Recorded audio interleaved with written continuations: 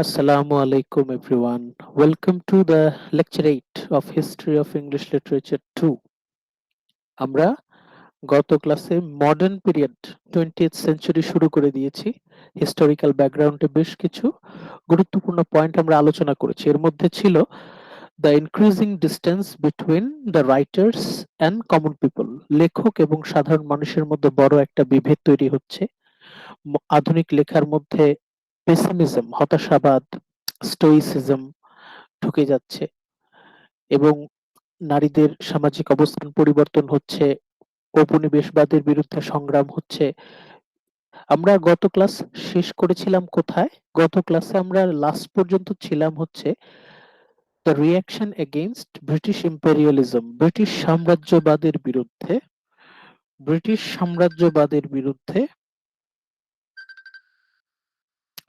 সাম্রাজ্যবাদের বিরুদ্ধে যে সংগ্রামটা, ওইখানে আমরা আমাদের আলোচনা শেষ করেছিলাম। আজকে আমরা ওই জায়গা থেকেই শুরু করব, রিঅ্যাকশন এগেইনস্ট ইম্পেরিয়ালিজম। তার আগে আমি সবাইকে এবার ইনভিটেশনটা দিয়ে নেই।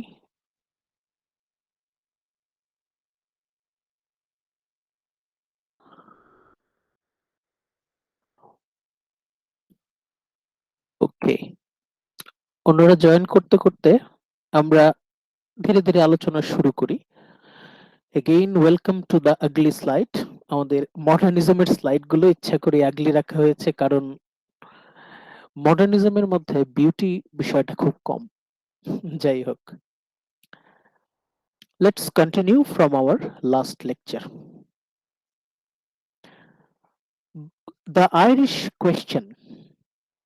আইরিশ কাদেরকে বলা হয়? যারা আয়ারল্যান্ডে থাকে তাদেরকে আইরিশ বলা হয়। দ্য আইরিশ কোয়েশ্চেন, আইরিশ কোয়েশ্চেনটা কি? এটা আমাদের আপনাদের লাস্ট ক্লাসে কিছুটা বলা হয়েছিল যে আয়ারল্যান্ড এবং ব্রিটেন, এই দুই দেশের মধ্যে একটা টানাপোড়েন চলছিল, রাজনৈতিক অস্থিরতা চলছিল। ব্রিটিশরা চাইতো আয়ারল্যান্ডকে দখল করে রাখতে, আর আইরিশরা চাইতো স্বাধীনতা অর্জন করতে। আইরিশদের এবং ব্রিটিশ এই দুই জাতির মধ্যে যে সংঘর্ষটা, it caused a great deal of excitement. সংঘর্ষটা বেশ তখনকার সময়ে বেশ সাড়া ফেলে দিয়েছিল। একটা কোশ্চেন ছিল। হ্যাঁ বলেন। হ্যাঁ বলেন স্যার, সতীশ। স্যার ব্রিটেনকে যে আমরা যে অনেক বলি যে বিগ ব্রিটেন, এটা কেন বলি? সেটা কি গ্রেট ব্রিটেন, মানে গ্রেট হ্যাঁ ব্রিটেন হ্যাঁ বলা গ্রেট হতো কেন? ব্রিটেন, এটা কি আয়ারল্যান্ড, এটা বলা স্কটল্যান্ড? হতো, হ্যাঁ এটা এটা হ্যাঁ হ্যাঁ এটা এটা হচ্ছে ওই আমরা আমাদের দেশের যে জেলার নাম, বৃহত্তর ময়মনসিংহ, বৃহত্তর সিলেট ছিল না? যখন আমরা মানে কয়েকটা এরিয়া ইউনাইট জি স্যার। করি, সংযুক্ত করি, তখন সাধারণত এই নামটা ইউজ করা হয়। গ্রেট ব্রিটেন শব্দটা ব্যবহার করা হচ্ছে কারণ এখানে যে স্কটল্যান্ড, তারপর আয়ারল্যান্ডের একটা অংশ যোগ হচ্ছে। আরেকটা কারণ ছিল যে তখন যে সময় গ্রেট ব্রিটেন নামটা আসে, তখন পৃথিবীতে ব্রিটিশ সাম্রাজ্যে কখনো সূর্য ডুবতো না, সান নেভার সেট। মানে পুরো পৃথিবী জুড়েই তাদের ডমিনেন্স ছিল। সব মিলিয়ে তারা তাদের নামের আগে গ্রেট ব্রিটেন, গ্রেট শব্দটা ব্যবহার করে। এখন তারা যতই গ্রেট হোক না কেন, আইরিশদের সাথে তাদের একটা সিরিয়াস পলিটিক্যাল ক্ল্যাশ হয়েছিল, এবং সেটা শুরু হয় বহু আগে থেকে, 1600 শতাব্দী থেকে, 16th সেঞ্চুরি থেকে শুরু হয়ে এটা প্রায় 400 বছর, 400 বছর চলে, আনটিল ওয়েল ইনটু 1920s, 1920-এর দশক পর্যন্ত, মানে বহু বছর ধরে। মানে 1600s থেকে যদি আমরা হিসাব করি, তাহলে প্রায় মোর দেন 300 ইয়ার্স, 300 বছরের বেশি সময় ধরে আইরিশদের সাথে ব্রিটিশদের পলিটিক্যাল ক্ল্যাশ চলছিল। আ স্টেডিলি রাইজিং আইরিশ ন্যাশনালিজম, আইরিশদের মধ্যে জাতীয়তাবাদের একটা আবেগ তখন জাগ্রত হচ্ছে। আইরিশরা ধীরে ধীরে তারা স্বাধীনতা চাচ্ছে। শতাব্দীর পর শতাব্দী আইরিশরা তো ব্রিটিশদের আন্ডারে ছিল। ব্রিটিশরা তাদেরকে শোষণ করত, অত্যাচার করত, নানাভাবে তাদেরকে ডমিনেট করার চেষ্টা করত। এখন আইরিশদের মধ্যে স্বাধীনতার একটা তৃষ্ণা জেগে ওঠে। A steadily rising Irish nationalism. They protested, তারা খুব তীব্রভাবে ব্রিটিশদের যে সাম্রাজ্যবাদ, ইম্পেরিয়ালিজম, তার বিরুদ্ধে তারা সংগ্রাম করলো উইথ ইনক্রিজিং ভায়োলেন্স। যত দিন যাচ্ছে পলিটিক্যাল ক্ল্যাশটা আরো ভায়োলেন্ট হয়ে উঠছে, মানে রক্তপাত হচ্ছে, মানুষ মারা যাচ্ছে, খুবই ভয়াবহ অবস্থা। Increasing violence against the political subordination of Ireland to the British crown and government. যত দিন যাচ্ছে ব্রিটিশ এবং আইরিশদের মধ্যে রাজনৈতিক অস্থিরতা ততই বেড়ে যাচ্ছে। যত দিন যাচ্ছে আইরিশদের সাথে ব্রিটিশদের সম্পর্ক ততটাই খারাপ হয়ে যাচ্ছে। বিশেষ করে প্রথম বিশ্বযুদ্ধের সময়, in world war one, first world war, some Irish nationalist, কোন কোন আয়ারল্যান্ডের রাজনীতিবিদরা, দে সট জার্মান হেল্প। চিন্তা করেন, ব্রিটিশদেরকে ব্রিটিশদের হাত থেকে মুক্তির জন্য আইরিশরা তারা জার্মানদের হেল্প নিচ্ছে। আপনারা তো যারা প্রথম বিশ্বযুদ্ধ, দ্বিতীয় বিশ্বযুদ্ধ সম্পর্কে আইডিয়া আছে, তারা জানেন যে ব্রিটিশদের অপোজিট হচ্ছে জার্মান। জার্মানদের দল এক পক্ষে, ব্রিটিশদের দল আরেক পক্ষে। এখন my enemies enemy is my friend, আমার শত্রুর শত্রু আমার বন্ধু, সেই সূত্র অনুযায়ী আইরিশরা জার্মানদের কাছে হেল্প চাচ্ছে। তাহলে দেখেন আইরিশরা কতখানি ডেসপারেট ছিল, ব্রিটিশদের হাত থেকে মুক্ত হওয়ার জন্য তারা কতখানি মানে ডেসপারেট ছিল যে তারা জার্মানদের হেল্প চাচ্ছে। They sought German help in rebelling against Britain. এমনিতে তো ব্রিটেনের সাথে আয়ারল্যান্ডের পরিস্থিতি খুব সংকটাপন্ন, মানে পলিটিক্যাল ক্ল্যাশ খুবই সেন্সিটিভ অবস্থায় আছে। তার মধ্যে কিছু কিছু আইরিশ ন্যাশনালিস্ট, জাতীয়তাবাদী, তারা জার্মানির হেল্প চাচ্ছে। তাহলে চিন্তাই করতে পারছেন কি মানে কঠিন একটা পরিস্থিতি ছিল তখন। মানে পলিটিক্যাল পলিটিক্যাল সাইডে তখন ব্রিটেনে খুব অস্থির একটা সময় যাচ্ছিল। এখন পলিটিক্স এমন একটা ইনফ্লুয়েন্সিয়াল এলিমেন্ট যে কোনো একটা জাতির জীবনে। রাজনীতি, আমরা যতই বলি রাজনীতি মানুষের জীবনের ততটা গুরুত্বপূর্ণ প্রভাব ফেলে না, কিন্তু ওই সময় রাজনৈতিক পরিস্থিতি এতটাই অস্থিতিশীল ছিল যে সেটা শুধুমাত্র ব্রিটিশ রেস, শুধুমাত্র ব্রিটিশদের লাইফস্টাইলেই প্রভাব ফেলেছিল তাই না, এটা লিটারেচারেও প্রভাব ফেলেছিল। সেটা কিভাবে? সেকেন্ড প্যারাগ্রাফে দেখেন হাইলাইট করা আছে, no one can fully understand Yeats or Joyce. W B Yeats একজন বড় মাপের ইংরেজ কবি, যদিও উনি স্কটল্যান্ডের মানুষ, সরি আয়ারল্যান্ডের মানুষ। ইয়েটস এবং জয়েস দুই আইরিশ। ইয়েটস এবং জয়েস দুইজন আইরিশ। এদের লিটারেচার যদি আমরা বুঝতে চাই, ডব্লিউ বি ইয়েটস এর কবিতা বা জেমস জয়েসের গল্প উপন্যাস যদি আমরা পুরোপুরি বুঝতে যাই, তাহলে we need some awareness of Irish struggle for independence. আইরিশরা তাদের স্বাধীনতার জন্য কতটা সংগ্রাম করেছিল, কত দীর্ঘ সময় ধরে সংগ্রাম করেছিল, মানে মোর দেন 300 ইয়ার্স, 3 সেঞ্চুরিজ, 3 শতাব্দী। চিন্তা করতে পারেন, মোর দেন 300 ইয়ার্স, 300 বছরের বেশি সময় ধরে আইরিশ এবং ব্রিটিশদের মধ্যে রাজনৈতিক সংঘাত, পলিটিক্যাল ক্ল্যাশ চলেছিল। এবং আইরিশরা কতটা স্বাধীনতাকামী ছিল, স্বাধীনতার জন্য তাদের সংগ্রামটা কত প্রবল ছিল, এটা সবার আগে আমাদেরকে একটু বুঝতে হবে। তা না হলে আমরা ডব্লিউ বি ইয়েটস এর কবিতা বা জেমস জয়েসের গল্প উপন্যাস পুরোপুরি বুঝতে পারবো না। The feelings of Anglo-Irish literary people on this burning topic, বিশেষ করে যারা সাহিত্যিক, সাধারণ মানুষ বেশিরভাগ সময় দেখা যায় যে তারা পলিটিক্যাল লিডারদের আন্ডারে তারা বিভিন্ন সময় উস্কানি পায়। They are actually most of the time common people, Philistine. They are manipulated by political leaders, nationalists. কিন্তু সেই দিক থেকে আমরা সাহিত্যিকদের কথা বলতে পারি। সাহিত্যিকরা কিন্তু ওই রাজনীতিবিদদের কথা মতো উঠে বসে না, বরং সাহিত্যিকদের মধ্য থেকে অনেক সেরা শ্রেষ্ঠ শ্রেষ্ঠ রাজনীতিবিদ বের হয়ে আসে। সেই দিক থেকে যারা সাহিত্যিক ছিল, অ্যাংলো আইরিশ লিটারেরি পার্সন, তারা কিন্তু এই বিষয়টা অনেক স্পষ্টভাবে পুরো পৃথিবীর কাছে প্রচার করতে চাচ্ছে। The way in which the Irish literary revival, আইরিশদের যে সাহিত্য পুনর্জাগরণ, আয়ারল্যান্ডের সাহিত্য তো অনেক রিচ আগের থেকেই ছিল। এই সময় এসে এই প্রথম বিশ্বযুদ্ধের আগ দিয়ে আইরিশ লিটারেরি রিভাইভাল, আয়ারল্যান্ডের যে সাহিত্য আন্দোলন, সেটা নতুন এক রূপ লাভ করে। তার বুঝতেই পাচ্ছেন যে রাজনীতির সাথে সাহিত্যের কিন্তু এখানে আমরা একটা কানেকশন পাচ্ছি।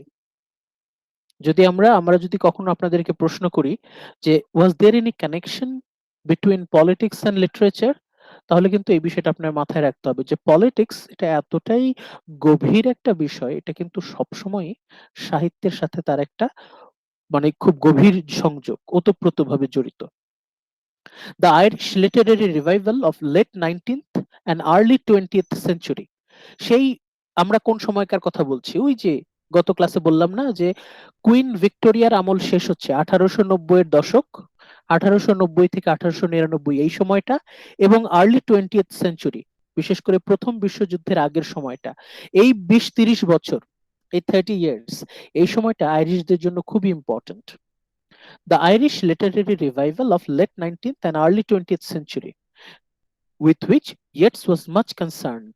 W.B. Yeats এর যে ক্যারিয়ার এই সময়টাতে কিন্তু সবচেয়ে বেশি ফ্লারিশ করেছিল। আইরিশরা আইরিশরা কিন্তু জেগে উঠছে। দেয়ার ইমার্জিং ইমার্জিং পলিটিক্স বলেন, লিটারেচার বলেন, তারা কিন্তু জেগে উঠছে। Reflected a determination to achieve a vigorous national life. তাদের উদ্দেশ্যটা কি ছিল, তাদের প্রতিজ্ঞা কি ছিল? আইরিশরা যে এত সংগ্রাম করছে, পলিটিক্যাল দিক থেকেও সংগ্রাম করছে, সাহিত্যিক দিক থেকেও সংগ্রাম করছে, পলিটিক্যাল অ্যান্ড লিটারেরি মুভমেন্ট এটা কিন্তু পাশাপাশি চলছে। একদিকে পলিটিক্যাল ক্ল্যাশ ব্রিটিশদের সাথে, তারা জার্মানির হেল্প নেওয়ার চেষ্টা করছে, আবার আরেকদিকে লিটারেরি ক্ল্যাশ, সাহিত্যের দিক থেকেও ক্ল্যাশ হচ্ছে, কারণ আইরিশরা চাচ্ছে ব্রিটিশদের থেকে একটু আলাদা সাহিত্য রচনা করতে। আর কতকাল ব্রিটিশদের মতো করে আইরিশরা সাহিত্য চর্চা করবে, আইরিশরা তাদের মতো করে সাহিত্য রচনা করবে। এখন এর পেছনে তাদের প্রতিজ্ঞাটা কি ছিল? What was their main focus? Their determination to achieve a vigorous national life. তারা প্রবলভাবে জাতীয়তাবাদী ছিল, স্বাধীনতাকামী ছিল, এবং তারা সাংস্কৃতিক মুক্তি চাচ্ছে, কালচারাল ফ্রিডম চাচ্ছে। ব্রিটিশদের কালচার তারা আর মানবে না, তারা নিজেদের মতো করে তাদের কালচারটাকে গড়ে তুলবে। Their vigorous national life culturally, even if the road seemed blocked politically. এখন আইরিশরা চাইলেই সাহিত্যিক স্বাধীনতা পাচ্ছে না, আইরিশরা চাইলেই সাংস্কৃতিক স্বাধীনতা পাচ্ছে না, ব্রিটিশরা কিন্তু সেখানেও ডমিনেট করার চেষ্টা করছে। The road seemed blocked politically. রাজনীতি এমন জটিল বিষয়, রাজনীতির মাধ্যমে আপনি কোনো একটা গোষ্ঠীর উপর একটা সংস্কৃতি চাপিয়ে দিতে পারবেন। আপনি চাইলেই আপনার রাজনীতির মাধ্যমে অন্য সাহিত্যিক ধারা চাপিয়ে দিতে পারবেন। এখন আইরিশরা এটা তো মেনে নিতে চাচ্ছে না। এখন পলিটিক্যাল ক্লাশ এটার সাথে জড়িয়ে আছে তাদের লিটারারি অ্যান্ড কালচারাল অ্যারেনা। তারা সাহিত্যিক এবং সাংস্কৃতিক দিক থেকে স্বাধীন হতে চাচ্ছে, পলিটিক্যাল দিক থেকেও তারা স্বাধীন হতে চাচ্ছে, সাহিত্যিক এবং সাংস্কৃতিক দিক থেকেও স্বাধীনতা চাচ্ছে। তাহলে বুঝতে পারছেন আইরিশদের সাথে ব্রিটিশদের কি পরিমাণ ক্ল্যাশ ছিল। ব্রিটিশদের, এই যে গত ক্লাসে আমরা বললাম না যে ব্রিটিশদের বিরুদ্ধে পুরো পৃথিবীতে আন্দোলন দানা বাঁধছে, ব্রিটিশরা ছিল পৃথিবীর সবচেয়ে শক্তিশালী জাতি, তাদের সাম্রাজ্যে কখনো সূর্য ডুবতো না, পুরো পৃথিবীর প্রায় প্রায় অর্ধেক তারা দখল করে রেখেছিল। এখন যখন একটা জাতি ক্ষমতার চূড়ায় ওঠে তখন কিন্তু রেজিস্ট্যান্স শুরু হয়। ব্রিটিশরা ক্ষমতার চূড়ায় উঠলো, ব্রিটিশের বিরুদ্ধে রেজিস্ট্যান্স শুরু হলো। আইরিশদের আমরা পাচ্ছি, আইরিশরা রেজিস্ট করছে, পলিটিক্যাল, লিটারেরি অ্যান্ড কালচারাল সব দিক থেকে আইরিশরা ফ্রিডম, ইন্ডিপেন্ডেন্স চাচ্ছে। এখন আমরা এতক্ষণ তো আমরা আইরিশদের নিয়ে কথা বললাম, Irish Irish British Irish political literary clash নিয়ে কথা বললাম, কালচারাল ক্লাশ নিয়ে কথা বললাম। এখন আমরা আবার ফিরে আসি ব্রিটেনে। ব্রিটেনে কি হচ্ছে?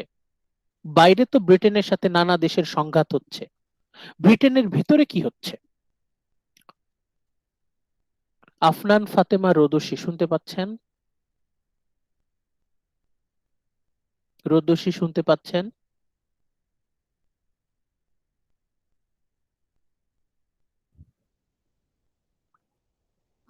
স্যার শুনতে পাচ্ছি। হ্যাঁ, প্রথম প্যারাগ্রাফটা একটু কাইন্ডলি পড়বেন। Edwardian England.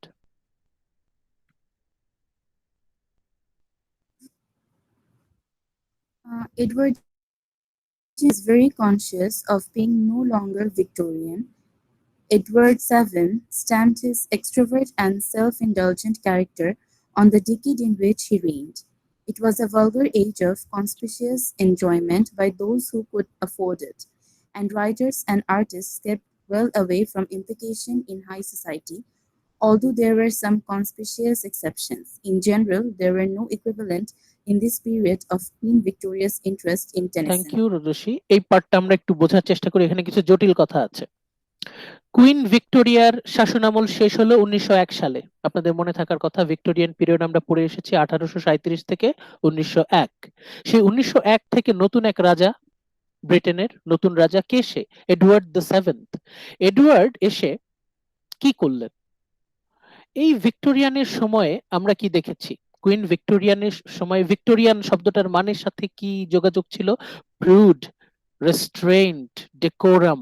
যতটা ভদ্র, যতটা polite, respectable, dignified life lead করা যায়, মানে নিজেকে যতটা সামলে রাখা যায়, সংযম। ভিক্টোরিয়ান মানেই হচ্ছে নিজেকে কন্ট্রোল করা, সংযম করা। এখন এত বছর ধরে, 37 থেকে 1901, কত বছর, এত বছর ধরে ওই রাজ পরিবারের মধ্যে একটা ক্ষোভ জমেছে যে চাইলেও তারা তাদের ইচ্ছা মতো জীবনযাপন করতে পারতো না। কুইন ভিক্টোরিয়া নিজেই উনি সংযমের পরাকাষ্ঠা ছিলেন। উনি শি ওয়াজ এক্সাম্পল অফ রেস্ট্রেইন্ট, কিভাবে নিজেকে সংযত রাখা যায়।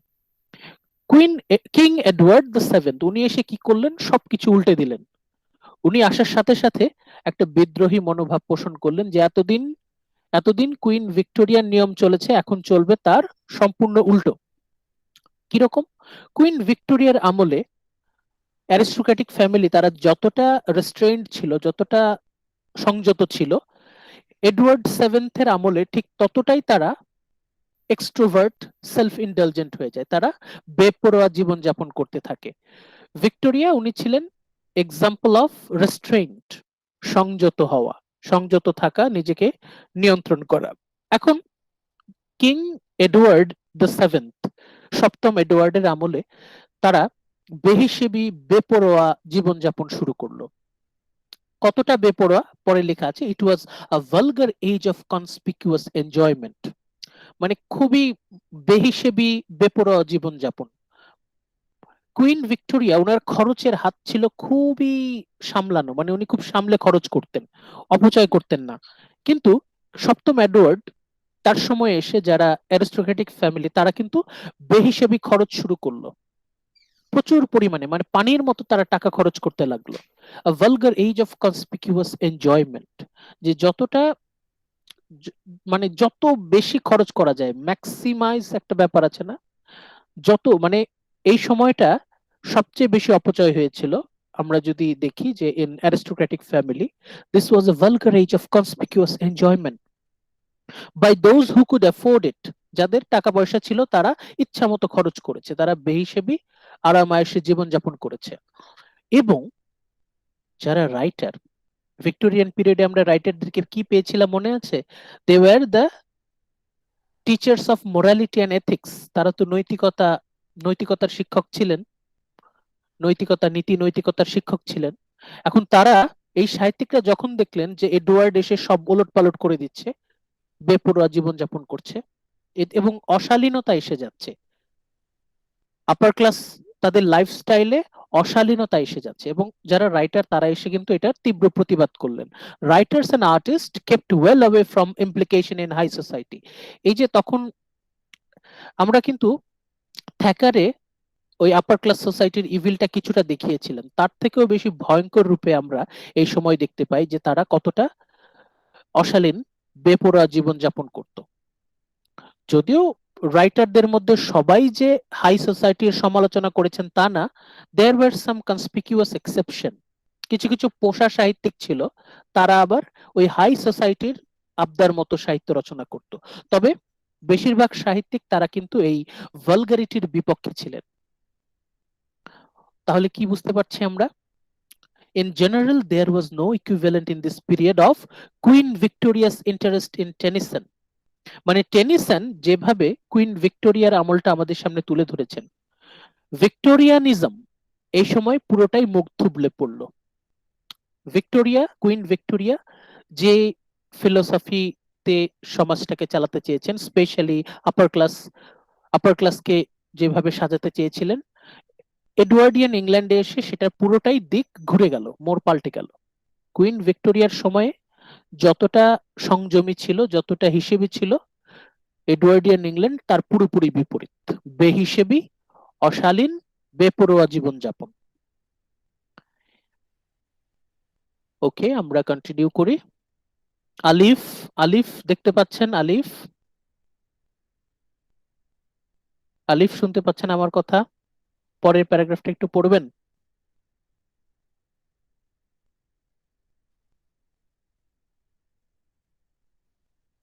আলিফ একটু পরের প্যারাগ্রাফটা একটু পড়েন। স্যার এই যে Edward in England, the alienation, alienation আচ্ছা। The alienation of artists and intellectuals were proceeding apace. From 1910, when George V came to the throne until war broke out in August 1914, Britain achieved a temporary equilibrium between Victorian earnestness and Edwardian flashiness. In retrospect, the Georgian period seemed particularly golden, the last phase of assurance and stability before the old order throughout Europe broke up in violence, with results that were still with us. Yet even under the surface, there was restlessness and experimentation. If this was the age of Rupert Brooke, it was also the age of T.S. Eliot's first experiments in a radically new kind of poetry. Thank you Alif. এখানে আমরা সবার আগে mark করা sentence গুলো পড়ে নেই। প্রথমে হচ্ছে রেড মার্ক করা সেন্টেন্সটা পড়ি। কি লেখা আছে? The alienation of artist and intellectual was proceeding apace. যত দিন যাচ্ছে শিল্পী, সাহিত্যিক এবং বুদ্ধিজীবীর সাথে সাধারণ মানুষের যে গ্যাপ, দূরত্ব, সেটা বাড়ছে। যত দিন যাচ্ছে শিল্পী, সাহিত্যিক, বুদ্ধিজীবী তারা এলিয়েনেটেড হয়ে যাচ্ছে, তারা বিচ্ছিন্ন হয়ে যাচ্ছে, তারা তাদের মতো কাজ করে যাচ্ছে, কিন্তু সাধারণ মানুষকে তারা স্পর্শ করতে পারছে না। সাধারণ মানুষ তারা মূল্য দিচ্ছে না, তারা অ্যাভয়েড করছে। কেন? কারণ এই মডার্ন পিরিয়ডে এসে আর্টিস্টরা এবং ইন্টেলেকচুয়ালরা তারা এত কঠিন ভাবে কমিউনিকেট করতে চাইলো, যেটা সাধারণ মানুষরা নিতে পারলো না। তাদের প্রসেসটা ছিল, তাদের প্রসিডিউরটা ছিল, it was too much for common people. Philistine people, ordinary পিপলদের জন্য এটা ছিল খুবই জটিল। এবং আর্টিস্টরা, সাহিত্যিক, শিল্পী, সাহিত্যিক, বুদ্ধিজীবী, তারা তাদের মধ্যে একটা মেন্টালিটি কাজ করতো, অ্যাটিটিউড কাজ করতো, যে আমরা আমাদের মতো কাজ করে যাব, মানুষ তার নিজের যোগ্যতায় নিজের তাগিদে বুঝে নেবে। মানে তাদের কিন্তু সেই দায়ভার ছিল না যে তাদেরকে বোঝানোটা দায়ভার। তারা মনে করতো যে আমাদের কাজ আমরা করছি, তারা তাদের মতো বুঝে নেবে। এই যে দায়সারা মনোভাব, এই কারণে কি হলো, সাধারণ মানুষ এই শিল্পী, বুদ্ধিজীবী, সাহিত্যিকদের অ্যাভয়েড করতে লাগলো এবং সেই সুযোগে কিছু সস্তা সাহিত্যিকের জন্ম হলো। সস্তা সাহিত্যিক, হলুদ সাংবাদিকতা, যেটা গত ক্লাসে আমরা বলেছি। এবং লাস্টে এসে যে হাইলাইটেড সেন্টেন্স দেখেন, the age of T S. Eliot's first experiments in radically new kind of poetry. এটা পরবর্তীতে আমরা আরো ডিটেইলে জানবো যে টি.এস. এলিয়ট নামে একজন কবি, উনি কবিতাকে সম্পূর্ণ পাল্টে দিলেন। এতদিন পর্যন্ত যেমন কবিতা দেখে এসেছে সবাই, পাঠক, সমালোচকরা যেরকম কবিতায় অভ্যস্ত, টি.এস. এলিয়ট পুরো কবিতাটাকে পাল্টে দিলেন। Total radical change. এটা তো আমরা বললাম শিল্পী, সাহিত্যিক, বুদ্ধিজীবীদের কথা। এবার আমরা আসি হচ্ছে পলিটিক্যাল সাইডে। 1910 সালে এডওয়ার্ড সপ্তম তিনি সিংহাসন ত্যাগ করেন। ফিফথ জর্জ, পঞ্চম জর্জ তখন ক্ষমতায় আসেন। পঞ্চম জর্জ এসে এই যে লাগাম ছাড়া জীবনযাপন, বেহিসাবি, বেপরোয়া, অশালীন জীবনযাপন, সেটার লাগাম টেনে ধরলেন পঞ্চম জর্জ। এবং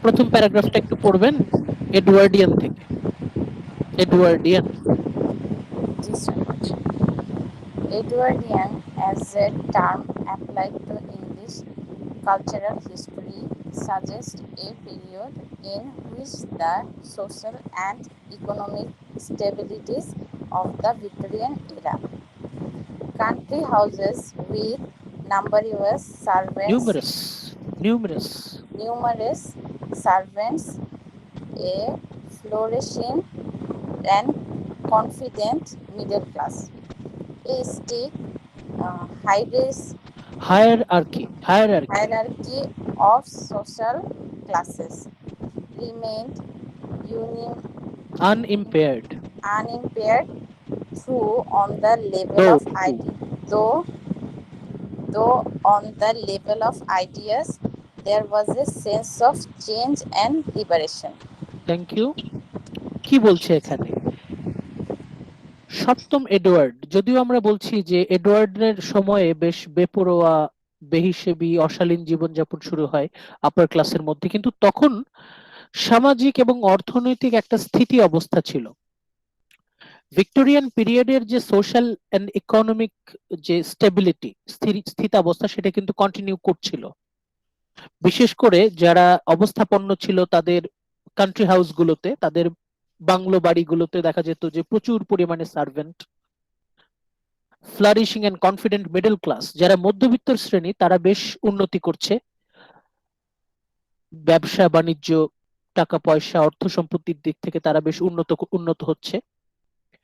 স্ট্রিক্ট হায়ারার্কি, তারপরও একটা স্ট্রিক্ট হায়ারার্কি ছিল সোশ্যাল ক্লাসে, মানে মধ্যবিত্ত শ্রেণী তারা যতই ধনী হোক না কেন তারা আপার ক্লাসের সাথে একই কাতারে চলাফেরা করতে পারতো না।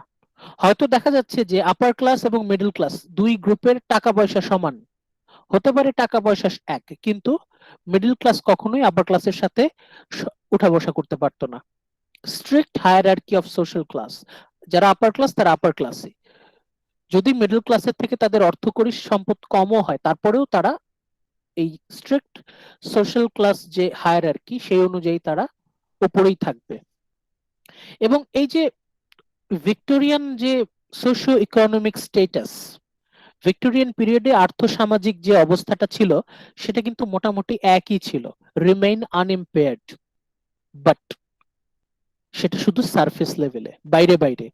On the level of ideas, আমরা যদি গভীরে যাই, ফিলোসফিক্যাল আইডিয়াস এর দিক থেকে যাই, তাহলে আমরা দেখতে পাই there was a sense of change and liberation. ভেতরে ভেতরে একটা বিপ্লব আসছে, একটা পরিবর্তন আসছে। বাইরে থেকে মনে হচ্ছে যে সবকিছু ঠিক আছে, কিন্তু ভেতরে ভেতরে লিবারেশন, চেঞ্জ, পরিবর্তন, বিপ্লব, তার একটা আভাস পাওয়া যাচ্ছে।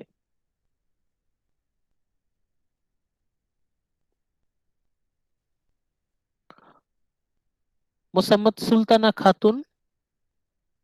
সুলতানা খাতুন দেখতে পাচ্ছেন? Yes, sir. হ্যাঁ, পড়েন তো। জর্জিয়ান, এখান থেকে জর্জিয়ান থেকে পড়েন। Okay, sir. Georgian refers largely to the lull before the storm of World War I. That war, as our selection of the workforce makes clear, produced some major shifts in attitude. The post-war disillusion of the 1920s was, it might be said, a spiritual matter, just as Eliot's Wasteland was a spiritual and not a literal wasteland.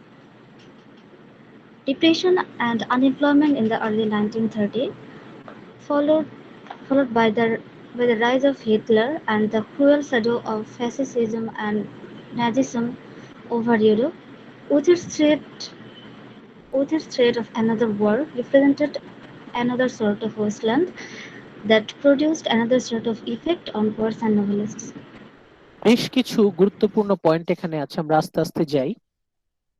Georgian পিরিয়ডটা আমরা বলেছিলাম যে একটা শান্ত পরিবেশ বজায় ছিল, কিন্তু এটা কি ছিল? আমরা বললাম যে ঝড়ের আগে যেমন শান্ত অবস্থা বজায় থাকে, lull before the storm of world war one, ভয়ঙ্কর একটা ঝড় আসছে, বড় সড়ো ঝড়ের আগে একটা থমথমে পরিবেশ বিরাজ করে। এবং এই প্রথম বিশ্বযুদ্ধ এসে সব ওলট পালট করে দিল, পুরো পৃথিবী ওলট পালট করে দিল। দ্যাট ওয়ার কবিরা প্রথম বিশ্বযুদ্ধ নিয়ে অনেক কবিতা লিখে গেছেন। সেই কবিতাগুলো যদি আমরা পড়ি তাহলে আমরা দেখতে পাবো যে প্রথম বিশ্বযুদ্ধ কতটা ধ্বংসাত্মক, কতটা ভয়ঙ্কর ছিল। মানুষ কল্পনাও করতে পারেনি যে যুদ্ধ এতটা ভয়ঙ্কর হতে পারে। মানুষের ধারণা ছিল এখন মডার্ন পিরিয়ড, মানুষ সভ্য হয়েছে, পুরো পৃথিবীতে মানুষ সভ্য হচ্ছে, মানুষ নিশ্চয়ই মানুষের এত বড় ক্ষতি করতে পারে না, এত ধ্বংস নিশ্চয়ই মানুষ করবে না। কিন্তু মানুষের সেই ধারণা ধূলিসাৎ করে দিয়ে এলো প্রথম বিশ্বযুদ্ধ। প্রচুর ধ্বংস, প্রচুর মৃত্যু। As our selection of the war poets make clear, যারা যুদ্ধ নিয়ে কবিতা লিখেছেন তাদের কবিতায় আমরা সেই ধ্বংসের ছায়া দেখতে পাই। Produce some major shifts in attitude, মানুষের মনোভাবে একটা বড় ধরনের পরিবর্তন আসলো। মানুষ ভয়ঙ্করভাবে ফ্রাস্ট্রেটেড, হতাশাগ্রস্ত হয়ে পড়ল। The post-war dissolution of the 1920s, 1920-এর দশকে মানুষের মধ্যে চরম হতাশা বিরাজ করতে লাগলো। ইট মাইট সে দ্য স্পিরিচুয়াল ম্যাটার, মানে মানুষ তখন কোথাও ভরসা রাখতে পারছে না, কোথাও সে শান্তি পাচ্ছে না। মানুষের মনের মধ্যে চরম দুশ্চিন্তা, চরম হতাশা, কোথাও সে শান্তি পাচ্ছে না। A spiritual desolation. T S. Eliot, যে কবির কথা আমরা একটু আগে বললাম, যে এলিয়ট একটা একটা কবিতার বই বের করলেন, ওয়েস্টল্যান্ড। এই ওয়েস্টল্যান্ড শব্দটার অর্থ হচ্ছে ধ্বংসপ্রাপ্ত জমি, পোড়ো জমি, মানে যে জমি ধ্বংস হয়ে গেছে, এতটাই ধ্বংসপ্রাপ্ত যে সেখানে ঘাসও জন্মায় না, এরকম। এখন ওয়েস্টল্যান্ড বলতে তো উনি লিটারালি একটা ধ্বংসপ্রাপ্ত জমির কথা বলেননি, উনি বলেছেন মানুষের মনের কথা। Human mind is a spiritual wasteland. মানুষ কোথাও শান্তি পাচ্ছে না, কোনো কিছুতে যে ভরসা করবে মানুষ, সেই ভরসার জায়গা সে পাচ্ছে না। ডিপ্রেশন, হতাশা, আনএমপ্লয়মেন্ট, বেকারত্ব। ইন আর্লি 1930s, 1930-এর দশকে চরম হতাশা এবং বেকারত্ব, তখন একটা প্রবল, খুবই সংকটাপন্ন পরিবেশের সৃষ্টি হলো ব্রিটেনে। তার পরপরই followed by the rise of Hitler, হিটলারের আমল শুরু হলো। হিটলার সম্পর্কে আপনারা জানেন, হিটলার কিভাবে পুরো পৃথিবীটাকে ডমিনেট করতে চেয়েছিলেন। Hitler and the cruel shadow of fascism and Nazism over Europe. ইউরোপে তখন ফ্যাসিজম শুরু হলো। ফ্যাসিজম মানে কি? ফ্যাসিজম হচ্ছে যখন একটা রাজনৈতিক গোষ্ঠী তারা তাদের মতামত সাধারণ মানুষের উপর চাপিয়ে দেয়, সাধারণ মানুষ বাধ্য হয়ে সেই বক্তব্যগুলো মেনে নেয়, প্রোপাগ্যান্ডাগুলো মেনে নেয়। সাধারণ মানুষ এমনিতেই তারা দুরবস্থার মধ্যে ছিল, তার মধ্যে এই ফ্যাসিজম, নাজিজম মানুষের জীবনযাত্রাকে আরো অস্থিতিশীল করে তোলে। কয়েক বছর যেতে না যেতেই, with its threat of another war, একটা ধ্বংসাত্মক যুদ্ধ, 4 বছরের ভয়ঙ্কর যুদ্ধ, প্রথম বিশ্বযুদ্ধ শেষ হতে না হতেই আরেকটা যুদ্ধের দামামা, আরেকটা যুদ্ধ শুরু হলো। মানুষ কোথায় যাবে? মানুষ যে কতখানি অসহায় এবং হতাশাগ্রস্ত হয়ে পড়েছিল তখন, এই সময়ে আমরা এটা ততটা ফিল করতে পারি না। যে মানুষ কখনো কল্পনাও করেনি যে মানুষ মানুষের এত ধ্বংস আনতে পারে। প্রথম বিশ্বযুদ্ধে মানুষ দেখলো যে মানুষ মানুষের কত ক্ষতি করতে পারে। মানুষের জন্য মানুষের কোনো মায়া দয়া নেই, মানুষ নির্বিচার ভাবে মানুষকে হত্যা করতে পারে। কোটি কোটি মানুষ মানুষের হাতে মৃত্যুবরণ করলো। কত নিরস্ত্র অসহায় মানুষ, নিরপরাধ মানুষ, তারা তাদের জীবন হারালো। এরকম একটা ভয়ঙ্কর এক্সপিরিয়েন্স কাটতে না কাটতেই, with its threat of another war, আরেকটা যুদ্ধের সময় এসে গেল। Represented another sort of wasteland, আবারও নতুন করে ধ্বংসযজ্ঞ, মৃত্যু, that produced another sort of effects on poets and novelists. মোটামুটি ধারণা করতে হবে আপনাদেরকে যে মানসিক দিক থেকে তখনকার মানুষের মন মানসিকতা কেমন ছিল, তারা কতটা অসহায়, কতটা হতাশার মধ্যে ছিল। সাধারণ মানুষের যে হতাশা, যন্ত্রণা, এটা কিন্তু যারা সাহিত্যিক, ঔপন্যাসিক, তাদের মধ্যেও এটা প্রতিস্থাপিত হলো। মানুষ তো সমাজের, সাহিত্যিকরা তো সমাজেরই প্রতিনিধি, তাই না? সমাজের মানুষরা যেখানে এত কষ্ট করছে, এত যন্ত্রণার মধ্যে আছে, একের পর এক বিশ্বযুদ্ধ পুরো পৃথিবীকে ঝাঁঝরা করে দিল, কোটি কোটি মানুষ, কোটি কোটি নিরপরাধ নিষ্পাপ মানুষ জীবন হারালো, কোথায় তারা ভরসা রাখবে? কিসের সভ্যতা? সভ্যতা পুরোটাই হচ্ছে একটা ইলিউশন, মায়া। মানুষ কোথায় ভরসা রাখবে বলেন?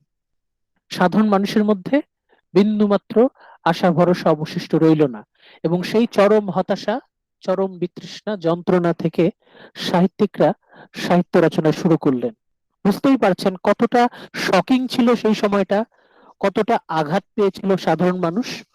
এই যে আঘাত, এই যে যন্ত্রণা, এটা তো সাহিত্য প্রতিফলিত হবে, তাই না? এই জন্য কবিতা পাল্টে গেল।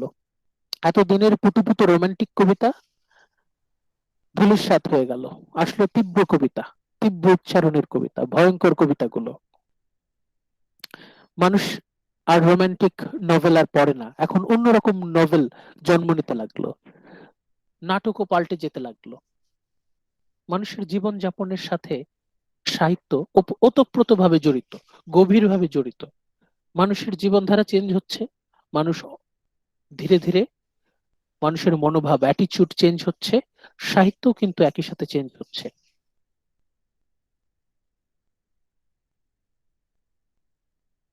নওরিন ইসলাম মিথিলা, শুনতে পাচ্ছেন? জি স্যার। হ্যাঁ, প্রথম পয়েন্টটা, প্রথম প্যারাগ্রাফটা পড়েন, the importance. Okay sir. The importance of না না, ইম্পর্টেন্স, ক্যাপিটালিস্ট। এটা একটু অন্য শব্দ, ইম্পর্টেন্স, আর নাই দ্য কিন্তু। হ্যাঁ হ্যাঁ ওকে। The importance of capitalist government in the face of Hitlerism হিটলারিজম। combined with economic dislocation to turn the majority of young intellectuals, and not only intellectuals, in the 1915s to the political left.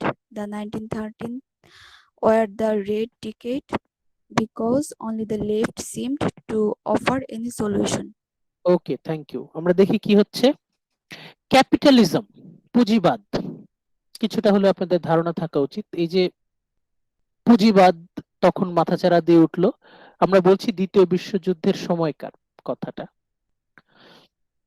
Capitalism, materialism, তখনকার government মানেই তারা এই business centred government গুলো, capitalist government, তারা যে অন্তঃসার শূন্য, তারা যে কোনো ভালো কিছু আনতে পারবে না, এটা প্রকাশ হয়ে গেল। ইম্পর্টেন্স শব্দটার মানে হচ্ছে বন্ধাত্ব।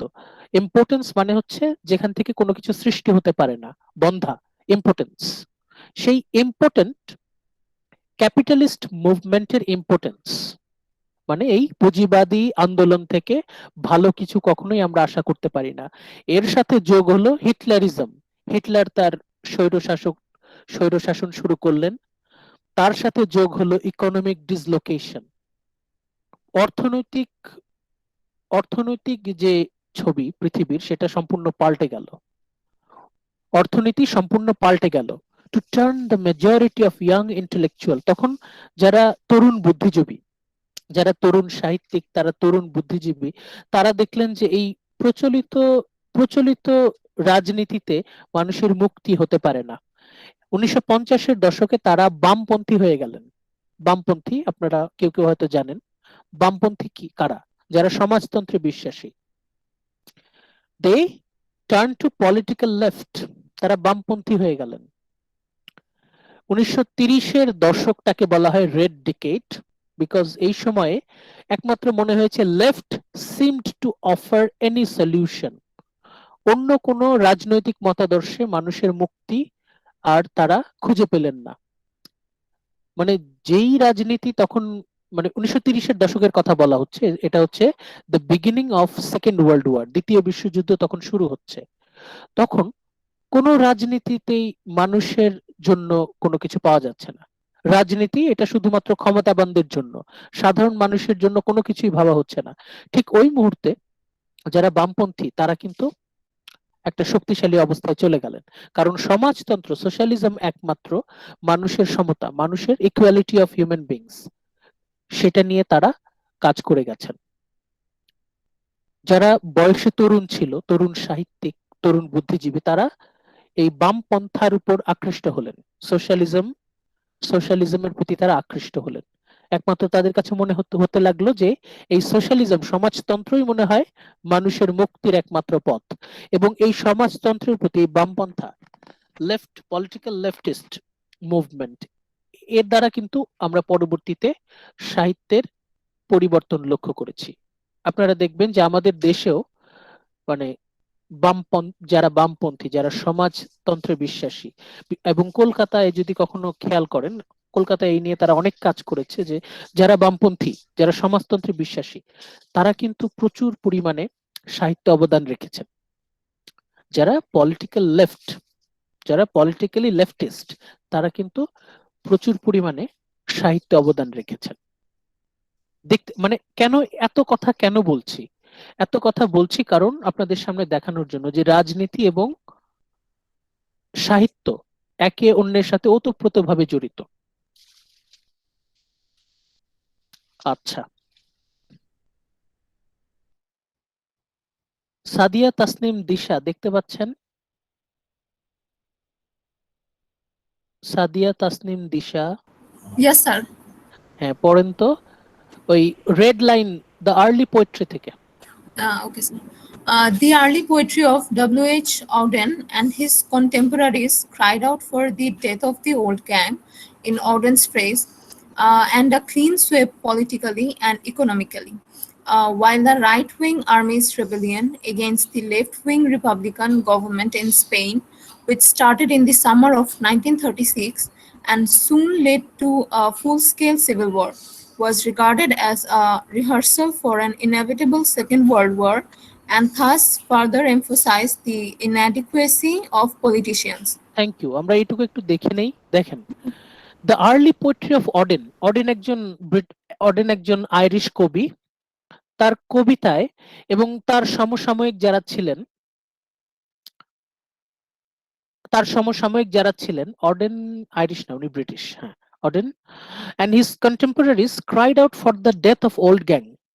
অডেন তার কবিতায় লিখলেন একটা কথা, যে the death of old gang, যারা পুরাতন গ্যাং আছে তাদের মৃত্যু, and a clean sweep politically and economically. এটা শুধু অডেনের কথা না, এটা সবার মনের কথা ছিল। স্পেশালি যারা সাহিত্যিক ছিলেন, তাদের মনের কথা ছিল যে একদম ধুয়ে মুছে ঝেড়ে পরিষ্কার করে ফেলতে হবে। পুরাতন রাজনীতি, অর্থনীতির যে ধ্যান ধারণা, সেটাকে একদম ঝাড়ু দিয়ে, এই যে ক্লিন সুইপ কি, ঝাড়ু দিয়ে একদম পরিষ্কার করে ফেলতে হবে। এরই মধ্যে রাজনৈতিক পরিস্থিতি আরো খারাপ হয়ে গেল। White the right wing armies rebellion against left wing Republican. একদিকে হচ্ছে প্রচলিত কনভেনশনাল রাজনীতিবিদরা, আরেকদিকে হচ্ছে বামপন্থীরা, লেফট উইং। তাদের মধ্যে কিন্তু স্পেনে গৃহযুদ্ধ শুরু হয়ে গেল, সিভিল ওয়ার। 1936 সালে it soon led to a full scale civil war. এই যে গৃহযুদ্ধ, এটা কিন্তু খুবই ভয়ঙ্কর। It was regarded as the rehearsal for an inevitable second world war. তখন মোটামুটি পুরো পৃথিবী টের পেয়ে গেল, ইউরোপ বিশেষ করে তারা মোটামুটি টের পেয়ে গেল যে ভয়ঙ্কর একটা যুদ্ধ আসছে, an inevitable Second World War, and thus further emphasized in inadequacy of politician. তখন যারা বুদ্ধিজীবী, শিল্পী, সাহিত্যিক, তারা বললেন যে এই যে আমরা এত টাকা পয়সা খরচ করে রাজনীতিবিদদের পালছি, তারা আসলে কি কাজটা করছে, তারা আসলে কি কচুর কাজটা করছে। দ্য ইনঅ্যাডিকুয়েসি অফ দ্য পলিটিশিয়ান, এই যে যারা রাজনীতিবিদ এত এত টাকা দিয়ে দেশের মানুষ তাদেরকে পালছে, তারা আসলে করছেটা কি? পলিটিশিয়ানদের আদৌ কি কোনো কার্যকারিতা আছে? তারা কি আসলেই কিছু করতে পারছে? পলিটিশিয়ানরা কিছুই করতে পারছে না। রাজনীতিবিদদের উচিত হচ্ছে একটা দেশের শান্তি শৃঙ্খলা রক্ষা করা, বিশ্বের শান্তি শৃঙ্খলা রক্ষা করা, অথচ পলিটিশিয়ানরা কিছুই করতে পারছে না এবং ভয়ঙ্কর এক যুদ্ধ দানা বেঁধে উঠছে। Yet though all this reflected passionately in the literature of the period, এই যে রাজনৈতিক অস্থিরতা কিন্তু তখনকার যে সাহিত্যে, এটা কিন্তু খুব চমৎকার ভাবে স্পষ্ট ভাবে ফুটে উঠছে। মানুষের মনের মধ্যে কতটা অশান্তি, অস্থিরতা ছিল, এটা তখনকার গল্প, উপন্যাস, কবিতা পড়লে আমরা মোটামুটি আন্দাজ করতে পারি যে তারা কতখানি মানসিক যন্ত্রণার মধ্য দিয়ে গিয়েছেন।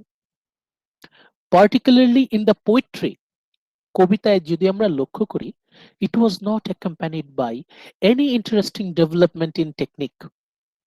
টেকনিকের দিক থেকে ওইরকম বড় সড়ো কোনো পরিবর্তন আমরা লক্ষ্য করিনি। এটা আমরা পরবর্তীতে পোয়েট্রি যখন পড়বো তখন আরো ডিটেইলে যাব। It was not accompanied by any interesting development in technique. Technique নিয়ে যারা সাহিত্যিক, কবি সাহিত্যিক তারা খুব বেশি মাথা ঘামান নাই। তাদের মাথা ঘামানোর বিষয়টা কি ছিল? Many younger writers, অনেক তরুণ লেখক, they were more anxious to express their attitude than to construct new kinds of works of art. মানে যারা তরুণ লেখক তারা টেনশনে থাকতেন সব সময় যে কিভাবে তাদের মনের কথা প্রকাশ করবেন। টেকনিক তো দূরের কথা, আগে তাদের সাবজেক্ট ম্যাটার, তারা যে কথা বলবে, তারা যে মুখ ফুটে কোনো কথা বলবে সেই নিরাপত্তা তাদের ছিল না।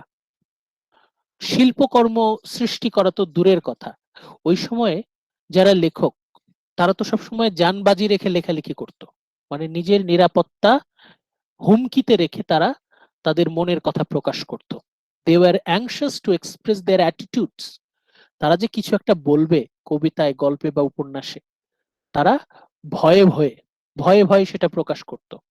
টেকনিকেও এরকম বড় কোনো পরিবর্তন আসেনি, কারণ তখন সাবজেক্ট ম্যাটার, এক্সপ্রেশন, পলিটিক্যাল এক্সপ্রেশনটা তখন খুব বেশি ক্রুশাল ছিল। তাহলে আমরা দেখতে পাচ্ছি যে যারা সাহিত্যিক তারা অনেকটা নিজেদের জীবন বাজি রেখে তারা গল্প, কবিতা, সাহিত্যে তৎকালীন যে রাজনৈতিক পরিস্থিতি সেটাকে তুলে ধরেছেন। এটা কিন্তু মানে জীবনের জন্য হুমকি ছিল তাদের জন্য।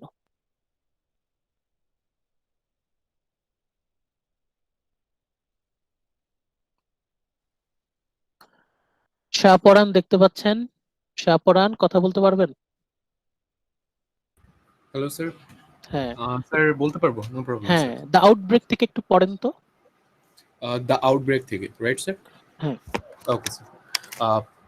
The outbreak of World War II in September 1939, following very shortly on Hitler's pact with Russia, which shocked and disillusioned so many of the young left-wing writers, marking the sudden end of the Red Decade.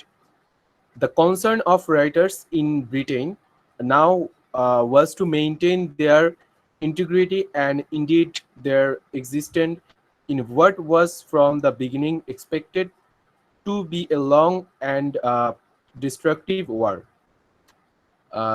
This they did surprisingly well, but nevertheless the struggle brought inevitable exhaustion, and winning a war. Okay okay, এই পর্যন্ত থাকি। Shahporan, thank you. কি হচ্ছে, দ্বিতীয় বিশ্বযুদ্ধ তখন একদম seriously শুরু হয়ে গেছে, চারিদিকে ধ্বংসযজ্ঞ, মৃত্যু, লাখে লাখে মানুষ মারা পড়ছে। এর মধ্যে হিটলার একটা কাজ করে ফেললেন। হিটলার রাশিয়ার সাথে একটা প্যাক্ট, একটা চুক্তি করলেন। রাশিয়া পন্থী যারা ছিলেন, মানে হচ্ছে যারা বামপন্থী ছিলেন, তারা মানে খুব বড় ধরনের আঘাত পেলেন। It shocked and disillusioned so many of the young left-wing writers. যারা বামপন্থী সাহিত্যিক ছিলেন তারা খুব আঘাত পেলেন, তারা খুব মনে কষ্ট পেলেন। মানে এতদিন পর্যন্ত তাদের মনে হচ্ছিল যে একমাত্র বামপন্থী রাজনীতি, একমাত্র সমাজতন্ত্রই পারে হচ্ছে মানুষের মধ্যে, মানুষে মানুষে ইকুয়ালিটি, সমতা আনতে। কিন্তু সেই রাশিয়ানরা যখন হিটলারের সাথে চুক্তি করছে, তাহলে তো তাদের যে এতদিনের যে প্রত্যাশা সেটা তো ধূলিসাৎ। যারা রাইটার তারা ডিসিলিউশনড হয়ে গেলেন এবং তারা বামপন্থা ছেড়ে আবার ছেড়ে দিলেন। They let it go, mark the sudden end of red decade. যে বামপন্থী একটা যুগ চলছিল তখন, মানে মোটামুটি পুরো এক দশক ধরে, 10 বছর ধরে বামপন্থী রাজনীতির প্রতি সাহিত্যিকদের একটা দুর্বলতা ছিল, এটা আস্তে আস্তে কমে যেতে লাগলো। এখন যারা রাইটার, ব্রিটেনের রাইটার যারা, তাদের কনসার্নটা কি, তাদের মনোযোগটা কোথায়? The concern of the writers in Britain now, এখন তাদের কনসার্নটা কি, মনোযোগ কোথায়? To maintain their integrity. এখন লেখকরা বলছে যে আমি আমার নিজের সততা, আমি আমার ইন্টিগ্রিটি বজায় রাখতে চাই। মানে আমার বিবেক যা বলবে, আমি যেটাকে ঠিক মনে করব সেটাই আমি আমার লেখনীতে প্রকাশ করব। And indeed their existence in what was from beginning to expected to be a long and destructive war. এবং সবাই তখন মানে দেখলো যে দ্বিতীয় বিশ্বযুদ্ধ কতটা দীর্ঘ সময় ধরে এবং কতটা ধ্বংসযজ্ঞ সেটা চালিয়েছিল। 1939 থেকে 1945, 6 বছর। প্রথম বিশ্বযুদ্ধ হয়েছিল 4 বছর, দ্বিতীয় বিশ্বযুদ্ধ হলো 6 বছর। A long and destructive war. মানে বুঝতে পারছেন যে মন মানসিকতার দিক থেকে সাধারণ মানুষ কিভাবে ভেঙে পড়েছিল। This that it surprisingly well. এখন ব্রিটিশরা তারা যুদ্ধে জিতেছিল। দ্বিতীয় বিশ্বযুদ্ধে মিত্রপক্ষ মানে ইংল্যান্ডের পক্ষে যারা ছিল তারা জিতেছিল, জার্মানি হেরে গিয়েছিল। আপনারা জানেন যে দ্বিতীয় বিশ্বযুদ্ধে হিটলার হেরে গিয়েছিল, জার্মানির পক্ষে যারা ছিল জাপান, ইটালি, এই গ্রুপটা হেরে গিয়েছিল এবং ব্রিটিশদের পক্ষে যারা ছিল তারা কিন্তু জিতে গিয়েছিল। But nevertheless the struggle brought inevitable exhaustion. এই যুদ্ধ জয়ের ফলে ব্রিটেন জিতে গেল ঠিকই, কিন্তু তাদের ভবিষ্যৎ অন্ধকার হয়ে গেল। কিভাবে ভবিষ্যৎ অন্ধকার হলো?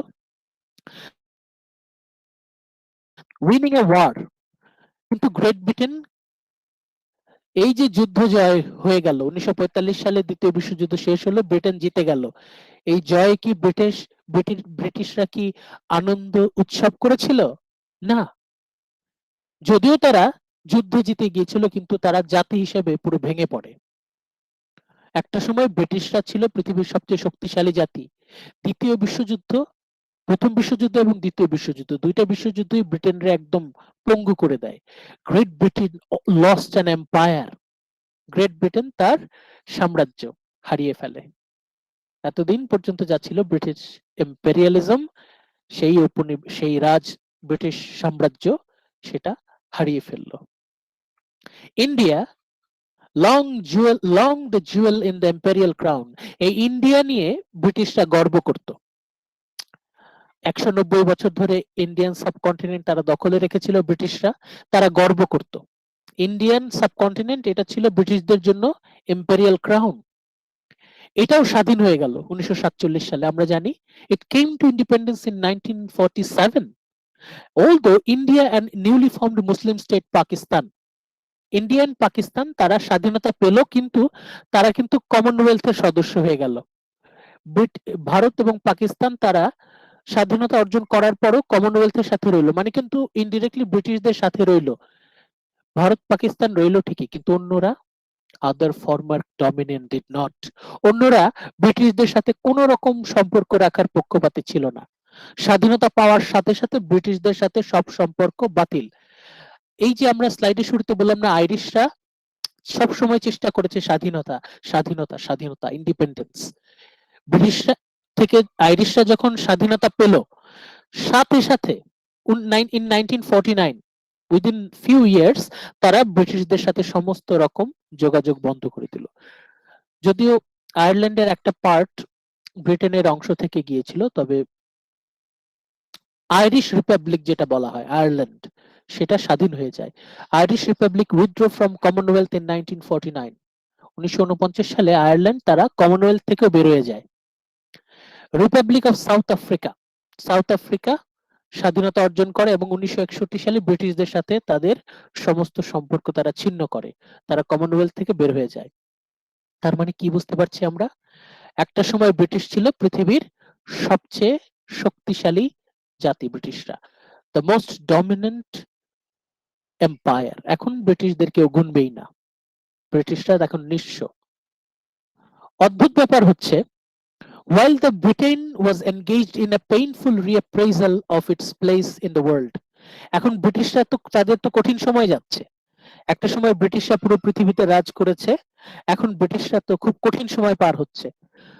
মানে বিভিন্ন দেশ থেকে ব্রিটিশদের বিরুদ্ধে মানে আন্তর্জাতিক বিচার উঠছে।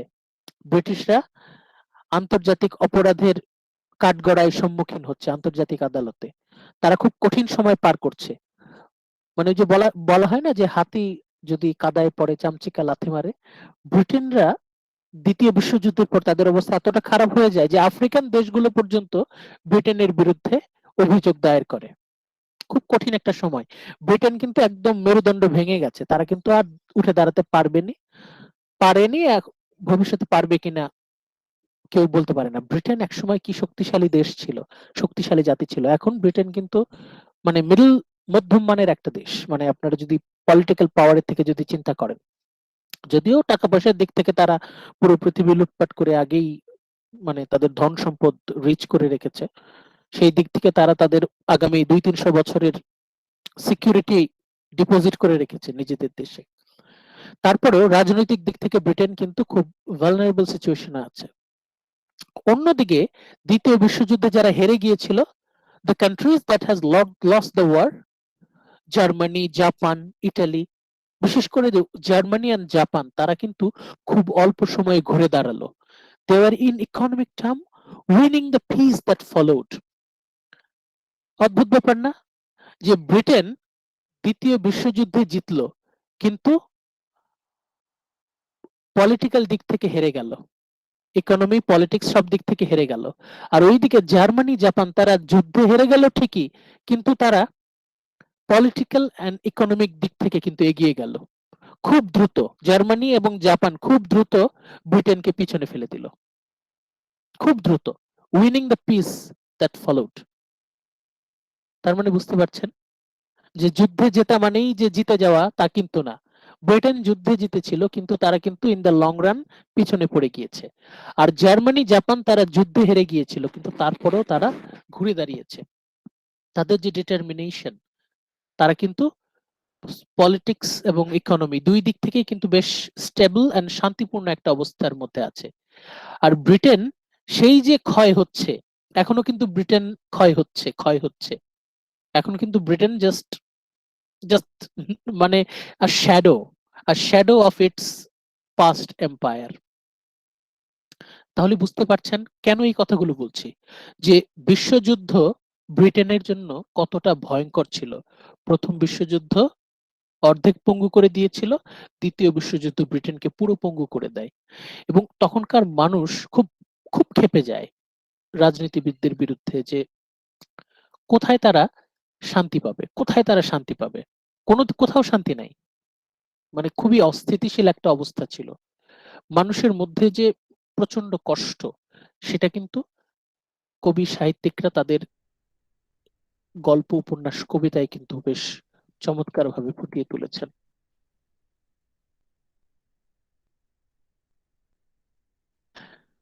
আমাদের হাতে সময়ও নেই, একটু টাইম নিব। আর সেটা হচ্ছে এই লাস্ট স্লাইডটা আমরা যেটা করব, আমরা এতক্ষণ পর্যন্ত জানলাম যে কিভাবে পলিটিক্স, রাজনীতি সাহিত্যকে ডমিনেট করেছিল। আপনাদের মিড টার্মে একটা প্রশ্ন ছিল না যে রাজনীতি কিভাবে সাহিত্যকে ডমিনেট করে? ওই কোয়েশ্চেনেরই কিন্তু একটা ধারা চলছে এখানে। আমরা রোমান্টিক পিরিয়ডে খেয়াল করেছি, ভিক্টোরিয়ান পিরিয়ডে খেয়াল করেছি, এখন আমরা এই মডার্ন পিরিয়ডে এসেও কিন্তু দেখছি যে কিভাবে রাজনীতি সাহিত্যকে নিয়ন্ত্রণ করছে, প্রভাবিত করছে। এখন আমরা অল্প কিছু তথ্য আপনাদের সাথে শেয়ার করে আজকের ক্লাসটা শেষ করব। এই যে আমরা বলছি যে প্রথম বিশ্বযুদ্ধ ব্রিটেনকে অর্ধেক পঙ্গু করেছিল, আর দ্বিতীয় বিশ্বযুদ্ধ পুরো পঙ্গু করে দেয়, একদম মেরুদণ্ড ভেঙে দেয়, ব্রিটেনের মেরুদণ্ড ভেঙে দেয়। এর ফলে কি হলো? Less obvious but no less significant for English literature, যেটা আমাদের ইংরেজি সাহিত্যের জন্য গুরুত্বপূর্ণ ঘটনা, the changes on national scene. British nationalistic scene, মানে ব্রিটিশদের যে জাতীয়তাবাদী যে মানে এরেনা, সেখানে আমরা একটা পরিবর্তন লক্ষ্য করছি। সেটা কি? London as the capital of empire. বহু বছর ধরে আমরা একদম সেই কুইন এলিজাবেথ দ্য ফার্স্ট, সেই সময় থেকে যদি দেখি, বহু বছর ধরে মোর দেন 400 ইয়ার্স লন্ডন ছিল capital of the empire, long dominated the culture. তখন ব্রিটিশ কালচার মানেই হচ্ছে লন্ডন কালচার, ব্রিটিশ কালচার মানেই বলা হতো London culture. The culture as well as the politics and economy of the British আইলস। ব্রিটেনের যত অঙ্গরাজ্য ছিল, সব অঙ্গরাজ্যকে ডমিনেট করতে হচ্ছে লন্ডন। পলিটিক্স, ইকোনমি, কালচার সব দিক থেকে ডমিনেট করত। এই London spoke for Britain in ইম্পেকেবল southern English intonation of radio announcers of state-owned British Broadcasting Corporation known as BBC.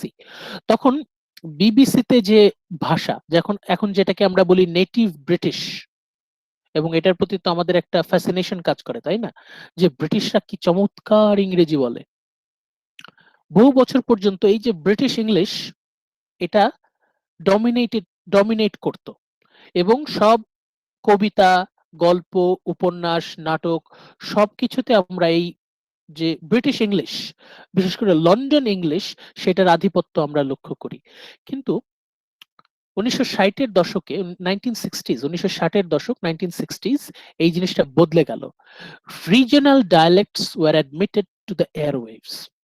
1960-এর দশকে আঞ্চলিক ভাষাগুলো, ব্রিটেনের আঞ্চলিক ভাষা, হ্যাঁ ব্রিটেনেও আঞ্চলিক ভাষা আছে, আমাদের বাংলাদেশে যেমন আঞ্চলিক ভাষা আছে, ব্রিটেনেও রিজিওনাল ডায়ালেক্ট আছে। এই রিজিওনাল ডায়ালেক্ট গুলো তখন রেডিওতে তখন সুযোগ পাচ্ছে। তখন তো আসলে টিভি ওইভাবে আসেনি, রেডিও খুবই গুরুত্বপূর্ণ একটা মাধ্যম ছিল। পরবর্তীতে টিভিতেও regional radio television station sprang up, এবং ব্রিটিশ আর্ট কাউন্সিল সরকার টাকা দিত, subsidise the Nations drama, literature, music, painting. সাহিত্য এবং সংস্কৃতির প্রসারে সরকার কিন্তু টাকা দিত। আগে শুধুমাত্র যারা লন্ডনের অধিবাসী ছিল, লন্ডনে যারা ছিল তারা এই সুবিধাটা পেত। এখন ধীরে ধীরে যারা আঞ্চলিক ভাষায় কথা বলতো তারাও সেই সুবিধা পাচ্ছে। This gave a new confidence to writers and artists outside London. এই যে ডায়ালেক্ট প্রয়োগ করেও যে সাহিত্য রচনা করা যায়, একটা সময় তো মানে স্ট্যান্ডার্ড ইংলিশ ছাড়া কেউ সাহিত্য রচনা করার কথা চিন্তাও করতে পারতো না। এখন হচ্ছে সাহিত্যিক যারা লেখক সাহিত্যিক তারা আঞ্চলিক ভাষায়ও তাদের লেখালেখি শুরু করলেন। যে সবার মধ্যে একটা মানে ব্লক অ্যাটিটিউড ছিল যে সাহিত্য শুধুমাত্র স্ট্যান্ডার্ড ল্যাঙ্গুয়েজেই হওয়া উচিত, কিন্তু এই সময় দেখা গেল যে রিজিওনাল ডায়ালেক্টস, আঞ্চলিক ভাষায় কবিতা, গল্প, উপন্যাস, ইভেন নাটক প্রচুর পরিমাণে লেখা হতে লাগলো। This gave a new confidence to writers and artist outside London. এতদিন পর্যন্ত লন্ডন পুরো ব্রিটেন এবং পুরো ইউরোপকে ডমিনেট করেছে, and has since contributed to a notable renaissance of regional literature. আঞ্চলিক সাহিত্যের একটা রেনেসা হচ্ছে। রেনেসা শব্দটা আশা করি আপনাদের সাথে পরিচিত আছেন। রেনেসা পুনর্জাগরণ, আঞ্চলিক সাহিত্যের পুনর্জাগরণ। স্ট্যান্ডার্ড ল্যাঙ্গুয়েজ শুধু না, আঞ্চলিক ভাষায় লেখা উপন্যাসগুলো, সাহিত্যকর্ম তখন কিন্তু মর্যাদা পাচ্ছে। At its best, the builds on the native tradition of Yeats and Hardy. W.B. Yeats, Thomas Hardy, তাদের যে লেখালেখি সেখানে উনারা একটা নেটিভ ট্র্যাডিশন মানে তারা তাদের আঞ্চলিক ভাষায় সাহিত্য রচনা করেছেন, এবং বেশ রিচ শক্ত একটা জায়গা তারা তৈরি করে দিয়ে গেছেন। Transcending the narrowly provincial to achieve true universality.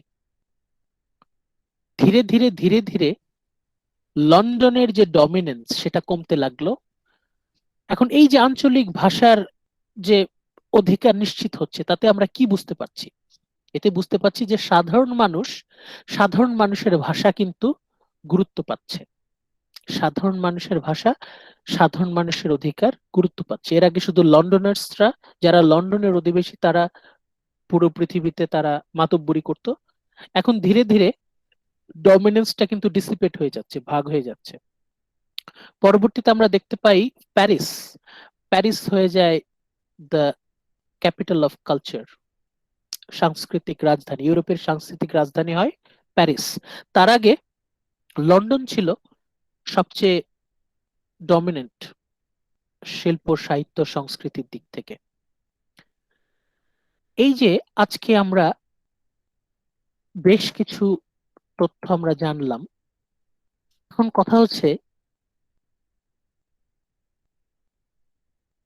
আমরা এখন খুব অল্প কথায় যদি বলি,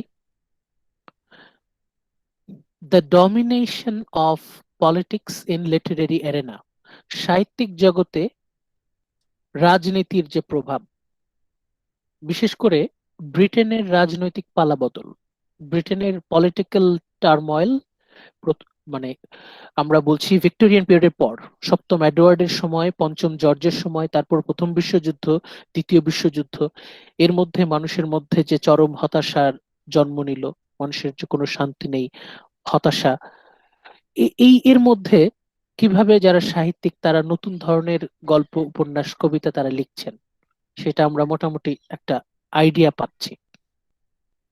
প্রথম স্লাইডে আমরা আইরিশ ইন্ডিপেন্ডেন্স সেটা নিয়ে আলোচনা করেছি। এরপর এডওয়ার্ডিয়ান জর্জিয়ান পিরিয়ড নিয়ে কথা বলেছি। এডওয়ার্ডিয়ান জর্জিয়ান পিরিয়ডের সামাজিক, আর্থসামাজিক, সোশিও ইকোনমিক অবস্থা কেমন ছিল, ভিতরে ভিতরে যে একটা অস্থিরতা, সেটাও আমরা দেখতে পেলাম। প্রথম বিশ্বযুদ্ধ এসে ব্রিটিশদেরকে পুরো পঙ্গু করে দিল। তারপর যে ডিপ্রেশন, বেকারত্ব, সব মিলিয়ে মানুষের মধ্যে চরম দুর্ভোগ, এবং সেটা কিন্তু সাহিত্যে উঠে এলো। বামপন্থার প্রতি, মানে সমাজতন্ত্রের প্রতি যারা রাইটার, তাদের একটা সহানুভূতি তৈরি হলো।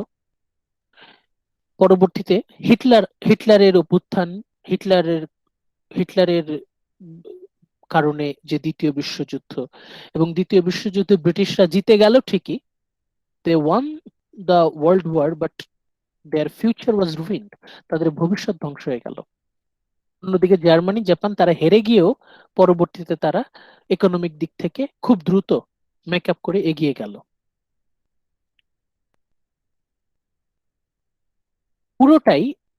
পুরোটাই এটা হচ্ছে লাস্ট ক্লাসের আমরা কানেকশন, হিস্টোরিক্যাল ব্যাকগ্রাউন্ড। হিস্টোরি বলতে এখানে আমরা পলিটিক্স এর উপরই গুরুত্ব দিচ্ছি। রাজনীতি কিভাবে সাহিত্যের উপর প্রভাব বিস্তার করছে, specially how did politics influence modern literature, 20th century literature. এই সময় যারা সাহিত্যিক তারা কিভাবে বাধ্য হলেন রাজনীতি দ্বারা প্রভাবিত হতে, এটাই আমরা গত 2 লেকচার ধরে বলেছি। প্রথমে আমরা দেখেছি যে লেখক আর সাধারণ মানুষের মধ্যে একটা বড় দূরত্ব তৈরি হচ্ছে।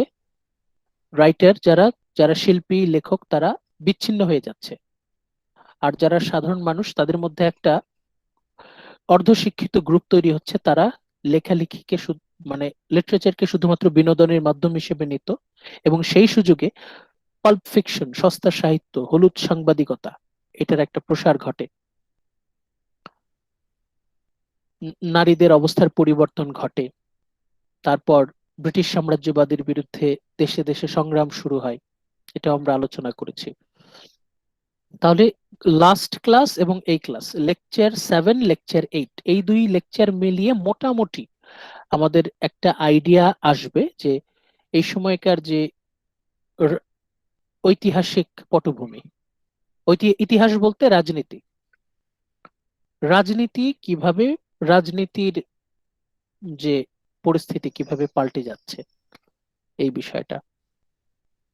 আপনারা যেটা করবেন, এই যে হাইলাইটেড অংশগুলো আছে না, রেড মার্ক করা অংশটা তো অবশ্যই মন দিয়ে স্টাডি করবেন, আর হচ্ছে অ্যাটলিস্ট বোল্ড করা যে লাইনগুলো, এই লাইনগুলো আপনারা ফোকাস করবেন, তাহলে আপনাদের অ্যান্সার করতে সুবিধা হবে। এগুলো হচ্ছে পয়েন্ট। এই পয়েন্টগুলো আপনারা মাথায় রাখলে আপনাদের জন্য সুবিধা হবে যে কিভাবে রাজনীতি সাহিত্যকে প্রভাবিত করছে। ঠিক আছে, এখন এটা নিয়ে আমাদের একটা গ্রুপ ডিসকাশনের প্রয়োজন আছে, তাতে আরেকটু ক্লিয়ার হবে। এটা আমরা পরবর্তীতে টাইম দেব, পরবর্তীতে আমরা আর কি শিডিউল ঠিক করব যে কখন আমরা এটা করতে পারি, group ডিসকাশনটা।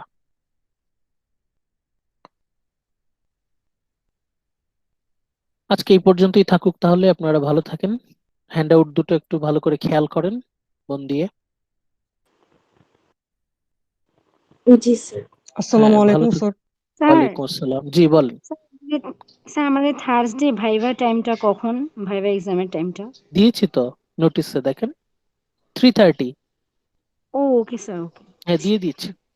Thank you everyone, take care. Sir আসসালামু ক্যামেরা আলাইকুম। অন করতে হবে ভাইভাতে? না, নট ম্যান্ডেটরি। ভাইভাতে ক্যামেরা অন করতে হবে না। Thank you sir. তবে আপনি যদি চান ইউ আর ওয়েলকাম। ঠিক আছে, thank you everyone, take care, আসসালামু আলাইকুম। আসসালামু আলাইকুম। আসসালামু আলাইকুম স্যার। স্যার ক্লাসটা কন্টিনিউটা দিয়ে দিবেন। হ্যাঁ শিওর। স্যার আমরা কি ভাইভাতে অ্যান্সারটা মানে বাংলাতে এক্সপ্লেন করতে পারবো, মানে আপনি যেভাবে লেকচার দেন সেভাবে? বাংলায় যদি এক্সপ্লেইন করেন, এক্সপ্লেইন করার পরে একটু ইংরেজিতে ট্রাই করবেন। কি করা যাবে, হিস্ট্রি অফ ইংলিশ লিটারেচার না, একটু ইংরেজিতে তো ট্রাই করতেই হবে। বাংলায় যদি আপনি নিরুপায় হন, যদি দেখেন যে বাংলায় না বললে পারছেন না, তখন বাংলায় বলেন। বাংলায় বলার পরে তখন চেষ্টা করবেন একটু ইংরেজিতে বলার। আমি সেটা কনসিডার করব। ও আচ্ছা, ঠিক আছে স্যার। মানে আমাকে বোঝাবেন যে আপনি বুঝেছেন। ঠিক আছে, thank you everyone. Okay sir, আসসালামু আলাইকুম। ওয়ালাইকুম আসসালাম।